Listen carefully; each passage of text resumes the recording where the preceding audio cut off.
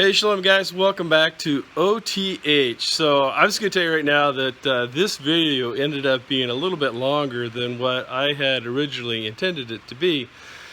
And the primary reason for that is because there's just so much that I wanted to share with everybody.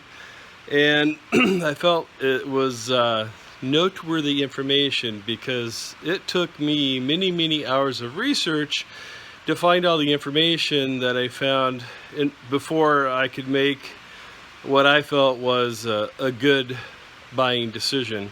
And so I included a lot of that information in here, and a lot of the information that's in this video, like I said, is stuff that I could not find all in one place before. And so this video is kind of like a first look review of the Worldlawn Diamondback mower, but it's also kind of an introduction video to buying your first ZTR mower. So what I'll try to do is down in the comment section, I'll put some timestamps on there for some of the different subjects that I'm talking about, and maybe for those of you that don't have the time to invest all at once, you can jump around to the certain parts that are more poignant to you.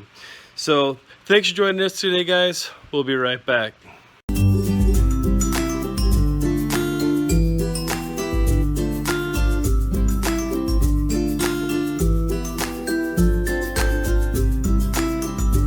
Hey Shalom y'all, it's Fletch. Welcome back to OTH. So what we're looking at right now is the Worldlawn, that's the name of the manufacturer, the Worldlawn Diamondback. And Worldlawn is kind of a new player to the ZTR market. And if you're familiar with the lingo, so to speak, ZTR stands for zero turning radius, meaning that I guess from people from like my age range used to say it steers like a tank, right? You got the two quote-unquote joysticks, one there and one there, and you push them both forward and you go forward, pull them both back, you go back, and so on and so forth. But anyways, this is a new purchase here on the homestead, and previously we had been using the old John Deere over there. We bought that used, and we had actually using it to clear pasture and whatnot, and we ended up having to replace the spindles on it many times. But we definitely got our money out of it. But now that we got most of the stuff cleared, we need something just to maintain it. And so that's why we recently made this purchase here. This is, like I said, it's the Worldlawn Diamondback, and it's got a 48-inch cutting deck on it as well. I'll tell you right off the bat, bottom line up front, this is, in my opinion, this is, so far is a great mower. We've got about 10-11 hours on it, and I have never actually owned one of these, but I have used them extensively. So far, I just love this mower, and the value that you get in a Worldlawn mower right now is, I would say, phenomenal. To find a ZTR that is going to give you everything that Worldlawn does in this Diamondback, I would say very hard to find. And also, this is not cheap Chinese-made junk. This is made, right here in the good old US of A in Nebraska. And those of you that may be newer also to the world of ZTRs, there really isn't a lot to ZTRs now that is specific to one manufacturer. Well, what do you mean by that, Fletch? Well, what I mean is that the engines are all pretty much now made by Kohler or Kawasaki, and most every manufacturer is going to charge you more for the Kawasaki, and the Kawasaki is considered to be an upgrade. And so this has got a 23 horsepower FR series V-twin in it, and this thing can mow through stuff like you wouldn't believe, especially for a 48-inch deck. And you can get this Diamondback with it as big as I think it's a 54-inch deck, or maybe even 60. and it still has the same 23 horsepower motor. So you can imagine that with a 48 and, you know, the same horsepower, that, you know, it does a very good job of cutting through the grass, which it does. To finish the thought earlier about what makes ZTR, the frame is basically one of the only things that differentiates one company's product versus another. So like everyone uses either Kohler engines or Kawasaki engines, and there is the Kawasaki. The transmissions, the hydrostatic transmissions that are in here, almost everything that you would buy from Lowe's or Home Depot is going to have like an entry-level transmission in it. And I don't care who makes it, whether it's John Deere, Ariens, Hustler, doesn't matter. They all have an entry-level transmission in there that cannot be serviced. And so what that means is that once that transmission goes out, basically, you know, as an end consumer, you are forced with having to just, you know, pay someone to replace it, or, you know, if you're handy, you know, you might be able to buy it and replace it yourself, but it can't be serviced. This Worldlawn Diamondback has a serviceable transmission, and there's like one company that produces all these hydrostatic transmissions now for most all of the ZTR market, especially, you know, your more name brand ones, so to speak, like eXmark and Hustler, Dixie Chopper, Gravely is another one, Arian, but anyways, they all use the same hydrostatic transmissions made by the same company. But the 3100 series is where they start becoming serviceable, meaning there's a filter on there that you can change out, and you can change out the oil at 300 hours. So ideally, right, it will last longer than a disposable sealed transmission. And of course, you know, modern day America, right, we got to have a marketing hype. So they call it it's for your convenience, right? It's not because it's the cheapest possible way to make it. No, that couldn't be it. It's because it's a maintenance-free sealed unit, right? Yeah, it's for your benefit. But anyways, you know, all of these Worldlawn mowers have serviceable transmissions on them. This is the quote-unquote bottom of the line mower. So this is what I would say is an entry-level commercial mower or a high-end residential mower. And because Worldlawn is new to the market, they are buying market share right now. And I mentioned earlier in one of my Cobalt power tool videos, buying market share, and I had a couple people ask me, well, Fletch, what the heck are you talking about buying market share? So I'll just give you a quick example that'll give you an idea of what I'm talking about. Back in the, I'd say the 90s, mid-90s, WordPerfect was the program that everyone used in business for writing letters and correspondence. You know, it was all WordPerfect. WordPerfect owned the market, you know, word processing. And a new startup company came out, and they started just giving their product away in a lot of cases, or selling it dirt cheap in others, to gain market share. That company then went on to become the behemoth that it is today, which is Microsoft. And so what Microsoft was doing was getting people to use their products and getting them to like their products. And so, I venture to say that most people today, especially the younger generations, have never even heard of WordPerfect. But back in the day, WordPerfect, you know, owned the market, so to speak, in the word processing market. And so that's what I mean by buying market share. And so what that means to you as the end consumer is that to get this mower, and like, because the ones that I was looking at least in my marketplace, that had the most bang for the buck before I found out about the Worldlawn, Gravely here locally, and Hustler. But in order to get the serviceable transmission that this has, and the Kawasaki upgraded mower from the Kohler, it would have been another $1,500 to get to that same point. And so, you know, right now these Worldlawn ZTRs, especially the Diamondback series, are a great value. It's a marketing niche that Worldlawn saw and is definitely aggressively going after right now. And again, you know, this isn't cheap Chinese made junk. This is all made right here in Nebraska. Beatrice, Nebraska, I believe, is where it's made. It has a 3-year unlimited hour warranty. The mower does have an hour meter. Got dual tanks.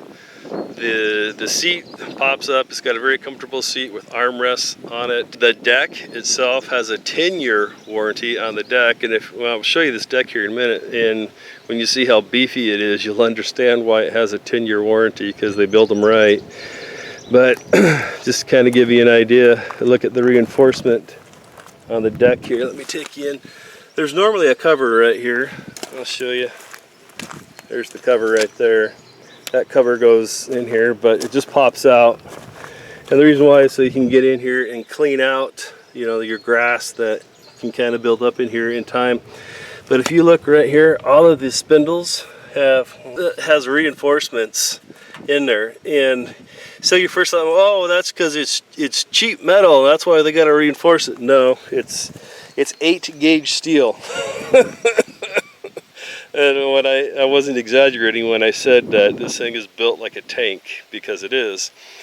But yeah, so all of the places where you have a spindle that mounts to the deck or a pulley, it is reinforced like that. And a couple other cues, you know, that are just in your upper end mowers, like I was talking about before. You know, it has 2 gas tanks, so it has a 9.5 gallon capacity. You have armrests on a seat, a comfortable seat.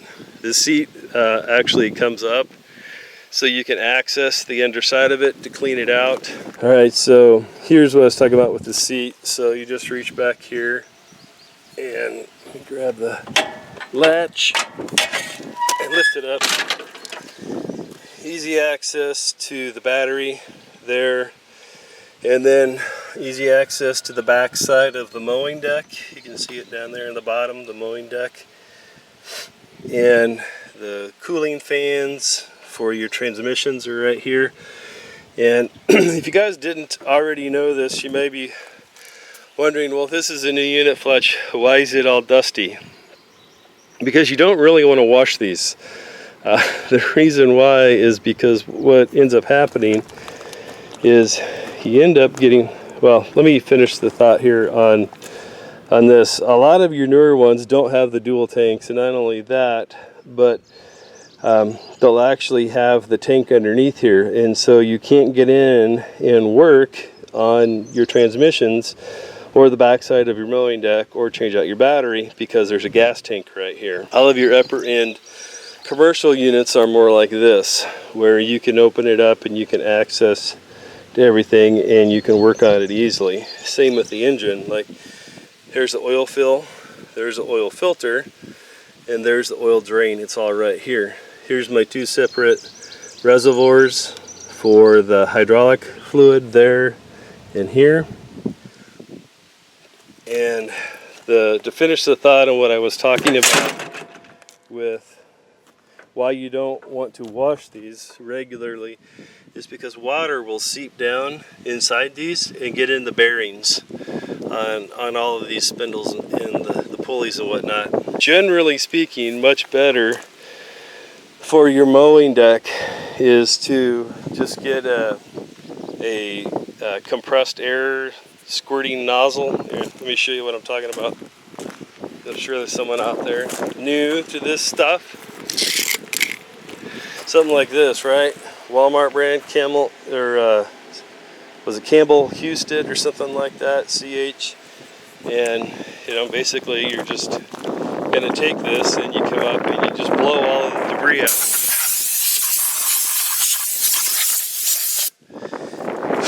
And you know, that does a good enough job to keep the, you know, your wheels and spindles and stuff from getting bound up, and you're not getting water inside there to deteriorate your ball bearings and your bearings on there. The side discharge chute is flexible, so you don't have to worry about breaking that off if you accidentally bump into something with it. You know, it just has a lot of cues that come in much more expensive commercial grade units. And you know, just a little bit about Worldlawn, at least what I was told, is that Worldlawn was started by a couple of executives of eXmark mowers, and eXmark is probably one of the, my daughter running around here, it's probably one, yeah, we show it to you like it is here on the homestead, guys. You know, hey, don't touch those. A couple of ex-executives of eXmark mowers started Worldlawn. And so, you know, they probably already had a leg up, so to speak, on the competition because of that. Because, you know, they'd been in the business for probably a while before they went out and started their own company. But the value that you currently get for these Worldlawn mowers is off the charts. And like I said, no one can touch what you can get for it. So if you are looking for, you know, a good quality mower that's going to last you for a while, you know, because it's got, you know, the better Kawasaki engine in it, it's got serviceable transmissions in it and different things like that, then I would highly recommend you check out these Worldlawn mowers. If you're in the market and you're looking at, you know, the competition in your marketplace, you can just look at the underside of the mower and see what series it is, and if it's a 3100 series or higher, it has a serviceable transmission. All right guys, so here's what I was talking about. If you look underneath the mower, you can see right there where it says Hydro Gear. That's the company that makes pretty much all of these transmissions anymore. And if you look there at the bottom, it says ZT 3200, and the 3100 series and up are the ones that have a serviceable transmission. So that's what you're looking for. And if you look under it and it doesn't look at least somewhat similar to that, the entry level sealed unit, and you know, buyer beware. If it's, you know, look in the marketing brochure, and if it says, you know, service free sealed transmission, and you want something that's going to last for a good long while, that's not what you want. Because like I said, they're made to be disposable, and you can't, you know, change out the oil and service them to make them last longer when, you know, they have a service life of X amount of hours of use, and once it's expired, and it's considered a replaceable part. So I mean, if that's what you're looking for and you're looking for a cheap mower, then yeah, you know, do what you got to do. Maybe you're looking for something just to get you by for a couple of years. So far, this Worldlawn Diamondback, like I said, has been a great investment. Your mowing speed and the time spent in the mower is it's amazingly different going from something like this from something like that. And you know, you're only gaining maybe 6 inches, right? That John Deere had a 42-inch mowing deck, and this has a 48-inch mowing deck. But you know, you can mow at 9 miles an hour with this versus, you know, maybe 1 or 2 or something like that with that little John Deere, you know, because it's just a huge difference in the grade of machinery. Obviously, you know, in price as well, but I mean, you can see just by looking at this mower that, you know, everything on it is made beefy and well. Like, you know, look at the front casters here, how big the tires are, and the stirrups for the wheel there. I think those are 23-inch rear tires. And this is what I'm talking about, just, you know, all of the upgrades. You got a engine protector there. You know, like a lot of your Lowe's and Home Depot mowers don't even have that, as well as the little wheelie bars down there to protect your muffler coming off. You've got ROPS, or rollover protection system, that you can use if you have some off-camber stuff that you need to mow. And so there's just a lot of these cues that you will not find in, you know, your Home Depot level mowers or your Lowe's level mowers. And even if they're in the big names that make, you know, quality mowers. Like in our market, you can get Hustler, which is, you know, one of the higher quality commercial grade mowers that are big in our marketplace, as well as Arion. And Arion makes Gravely, you know, different things like that.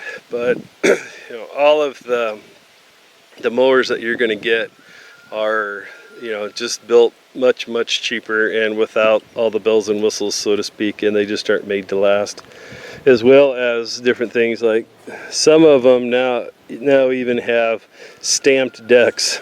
It's just stamped metal instead of like 8-gauge metal like this deck is made out of, and seven in some of the upper end ones, and that's why they're able to do a 10-year warranty on these things. They're just built like tanks. All right, so here's another thing, like the anti-scalp casters here. Look how beefy that is. Look how that's all built up. It's got the reinforcing band, the steel going around there, that's welded on, and that is integrated into the stirrup, so to speak, for the anti-scalping wheel. And so again, it's just little cues like this, right, where they took the time and they built these things right. The second is they're using chain here rather than just a strip of metal. And the reason why that's important is so that your mowing deck, should you unfortunately happen to hit it on something, has got a little bit of give to it, where it'll tweak and it'll move a little bit without hopefully doing any damage to the unit, because this chain's got a little bit of give to it versus, you know, just a sheet of cut metal. So here's a couple other cues I was talking about. So not only is this panel easily come out, but on the underside of it, it's got these rubberized bumpers here to absorb the vibration, so you don't have to listen to it rattle while you're mowing.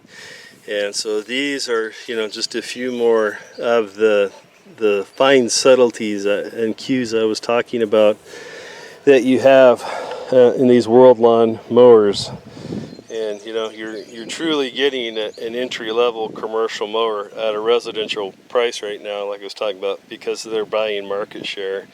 But you know, just all the little details and stuff like this, you know, in my opinion, is part of what makes this currently such a great value.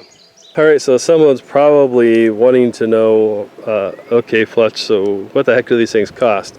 You know, I can't tell you what they're going to be in your market, but you know, I can tell you what they are here in my market. Said right now they are buying market share, so they're about $1,500 starting. Let me correct myself. Starting at $1,500 cheaper than anything else in the market. So I think with tax and everything, we paid $4,300 out the door for this here in the Ozarks.